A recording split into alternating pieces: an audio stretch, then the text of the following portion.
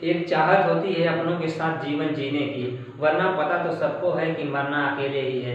नमस्कार, मैं जय सिंह यादव ओसाना अपनादेश चैनल में आपका स्वागत करता हूं। तो आज हम इस वीडियो में देखेंगे कि समाजीकरण के सिद्धांत आपको दिखाई दे रहा होगा। पिछली वीडियो हमने देखा कि समाजीकरण की क्या अवस्थाएं क्या होती हैं। अब उसके सिद्धांत के बारे में देखेंगे। यह सिद्धांत क्यों दिया, किसने दिया, फिर उसके बारे में चर्चा करेंगे। इसको 3 मनोवैज्ञानिकों ने महत्वपूर्ण अपना मत व्यक्त करके दिया है, जिसको हम देखेंगे। पहले मनोवैज्ञानिक हैं जिसका नाम है कूले।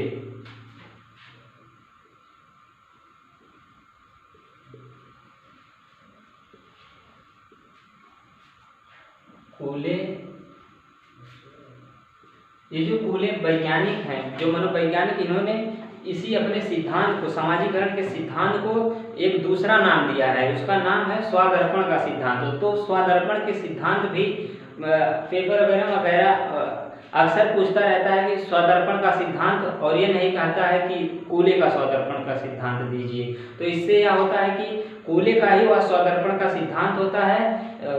बिना किसी हिचके, बिना किसी रुकावट के आप लिख सकते हैं कि कूले ने ही स्वादर्पण का सिद्धांत का प्रतिपादन किया था। तो कूले का स्वादर्पण के सिद्धांत को देखने का प्रयास करेंगे।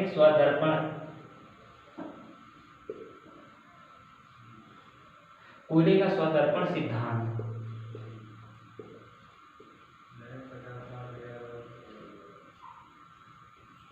कूले ने स्वादर्पण का सिद्धांत सन 1902 ईस्वी में दिया था।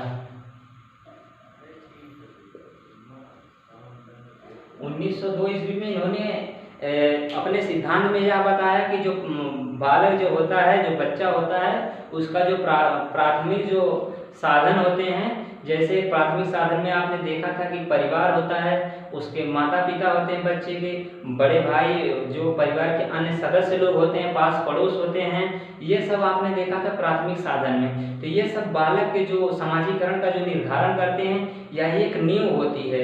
इन्हीं के अनुसार ही बच्चा अपने व्यवहार को सीखने का प्रयास करता है, उन्हीं के अनुसार ही अपने आप को ढालने की कोशिश करता है, क्योंकि उन्हें अनुकरण का एक अवसर मिल जाता है। तो अब स्वदर्पण के सिद्धांत के बारे में हम देखेंगे कि स्वदर्पण का सिद्धांत यानी स्व मतलब खुद, दर्पण मतलब आप देखते होंगे जो रोज आईना जिसको बोलते हैं आप आम बोलचाल भाषा में। तो स्वदर्पण, जब खुद को हम अपने आप को जब देखते हैं कभी कभी शीशे में, तो हमें देखकर ऐसा लगता है, हमें अंदर कुछ फीलिंग उठती है कि लोग हमारे बारे में क्या सोचते होंगे।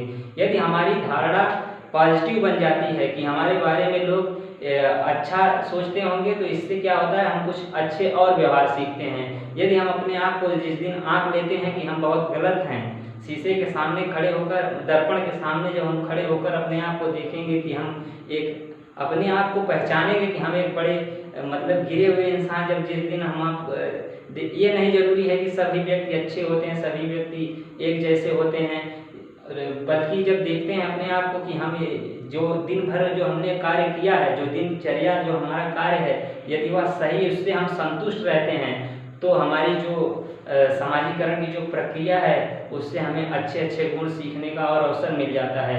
यदि हम समझ लेंगे कि हम बहुत गलत इंसान हैं, तो इससे क्या होता है कि अपने आप को सुधरने का एक प्रयास करने की कोशिश किया जाता है इस सिद्धांत में।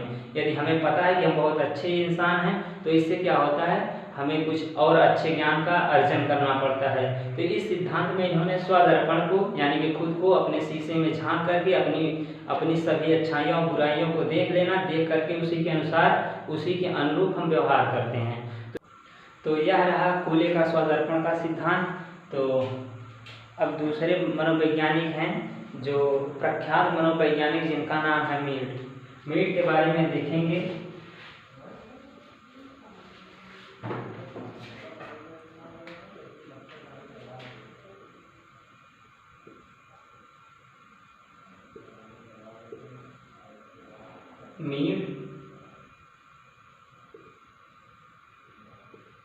मीड के समाजीकरण का सिद्धांत।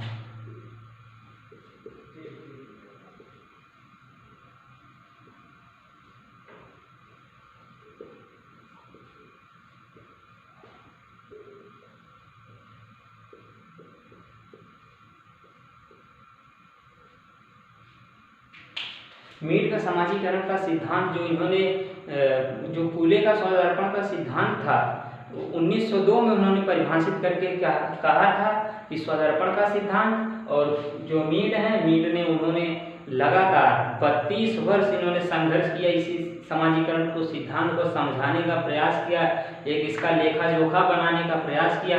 उन्होंने 32 वर्ष के बाद अर्थात 1902 से 32 वर्ष संघर्ष किए इन्होंने। तो 1934 वर्ष में इन्होंने अपना एक मत दिया।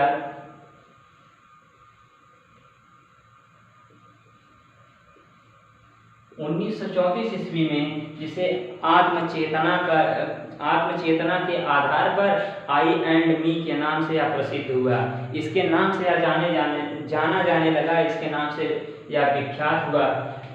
तो मीड का समाजीकरण का जो सिद्धांत है 1934 ईस्वी में आई एंड मी पर आधारित है। आई एंड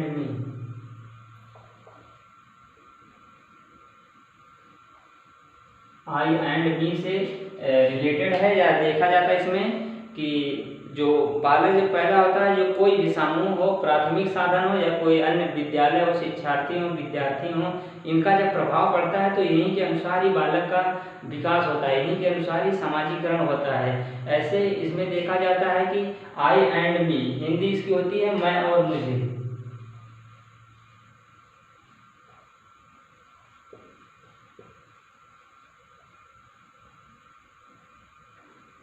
मैं और मुझे,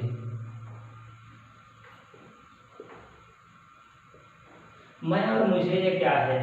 यह बालक सीखने का इसे अवसर एक मिल जाता है। इनके ही माता पिता इनको सिखाते हैं, इनके शिक्षार्थी सिखाते हैं कि आप ये सब कर सकते हो, कुछ भी आपके लिए कुछ भी असंभव नहीं है।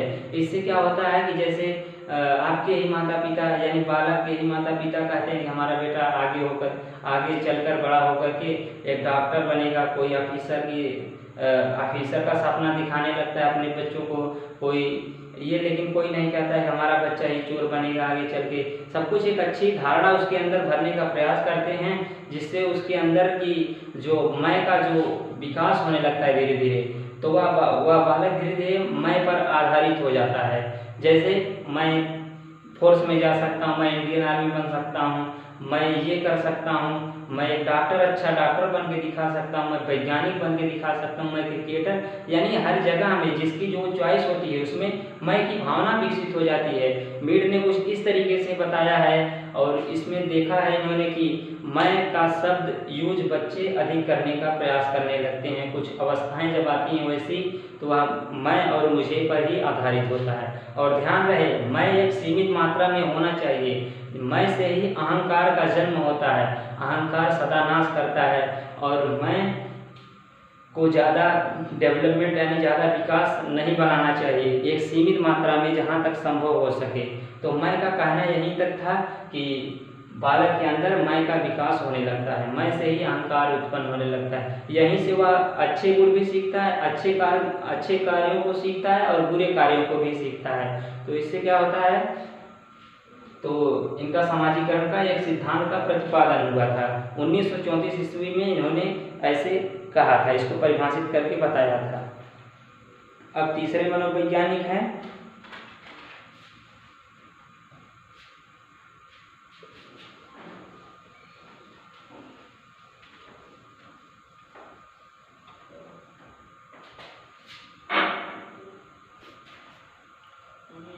तीसरा है दुर्खीम का समाजीकरण सिद्धांत।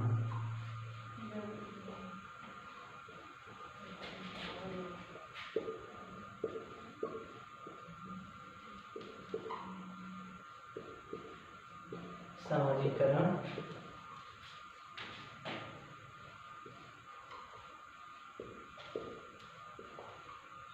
सिद्धांत दुर्खीम के समाजीकरण सिद्धांत या किससे टच करता है, जो हमारी इन्होंने 1934 ईस्वी में प्रतिपादन किया था। इन्होंने भी कूले से 32 वर्ष लगातार प्रयास किया, लेकिन कूले के समाजीकरण के जो सिद्धांत हमने आपको बताया उससे या 32 वर्ष बाद इन्होंने उस पर ही सफलता पाई है। उन्हीं के सिद्धांत का नकल करके कुछ किया है। और 1934 ईस्वी में इन्होंने अपनी एक थ्योरी का प्रतिपादन किया है, जिसको डुर्खीम का सामाजिकरण सिद्धांत कहा जाता है। किस पर आधारित है? जो हमारे धर्म है, रीति रिवाज, परंपरा, रूढ़ियाँ, सभ्यता, जो संस्कार, मान्यताएं जो हमें मिली चली आ रही हैं सदियों से, इसको हम निर्वाह करते हैं। इसका यदि हम निर्वाह नहीं करते हैं तो इससे हमें क्या होता है कि समाज में निंदा होती है, हंसी का पात्र हमें समझा जाएगा। तो इन्होंने अपने सामाजिकरण सिद्धांत में अपनी रूढ़ युक्तियाँ, जो रूढ़ियाँ हैं, जो सभ्यता है, जो विचार हैं, जो सदाचार हैं, अच्छे व्यवहार हैं, इसको हम इसलिए सीखते हैं, इसके पीछे हमारा एक स्वार्थ छिपा रहता है कि हमारी कोई बदनामी ना हो, इससे कोई आगे चल करके हमें कोई कुछ कह ना सके।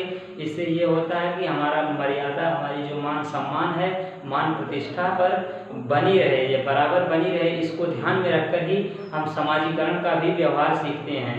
तो इससे क्या होता है, जैसे आप बालक देखते होंगे कि जैसे उसके माता पिता होते हैं वैसा ही उसका ऑटोमेटिकली व्यवहार उसका हो ही जाता है। तो यह क्या होता है, उसको अनुकरण मिलता है, उसके माता पिता जैसे होते हैं उसी के अनुसार ही वह उसका व्यवहार होता है। या तो आपने देखा ही है, क्योंकि जो समाजीकरण की जो प्रक्रिया या तो सीखने की ही प्रक्रिया है, माता पिता से ही तो सब कुछ सीखता है, फिर उसके बाद सगे संबंधियों से सीखता है, परिवार के अन्य सदस्यों से सीखता है। तो इससे क्या होता है, परिवार की भी एक अपनी मान मर्यादाएं होती हैं, यह भी उसके अंदर जरूर प्रवेश करती है। इसके अंदर माइंड में बातें चलती हैं कि हम कोई ऐसा व्यवहार ना करें जिससे हमारे परिवार के मान सम्मान को पर धब्बा लगे।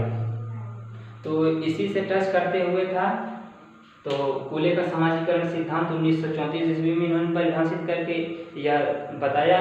और इसके बाद ये देखते हैं बच्चा जो होता है, बालक जो होता है, उसके माता पिता का व्यवहार यदि गलत है, जैसे कि शराबी आदि ये सब मादक पदार्थों में व्यस्त रहने वाले माता पिता के जो पुत्र होते हैं, संतान होते हैं, वह भी वैसे ही बन जाता है। यह उसी की समाजीकरण की ही देन होती है। यदि माता पिता अच्छे स्वभाव के हैं, पढ़े लिखे शिक्षित हैं, तो बच्चे के अंदर भी ऑटोमेटिकली वह व्यवहार प्रवेश करता है। तो ऐसी भी कहावतें आपने जरूर सुनी होंगी कि जैसे जिसके माता पिता होते हैं वैसा ही उसका संतान ही होता है। यह जरूरी नहीं है कि उससे भी भिन्न हो जाते हैं, लेकिन अमूमन यह कम देखने को पाया जाता है, क्योंकि यह समाजीकरण की ही देन होती है। जो कुछ भी वह सीखता है अपने माता पिता, अन्य सदस्यों से सब कुछ सीख जाता है।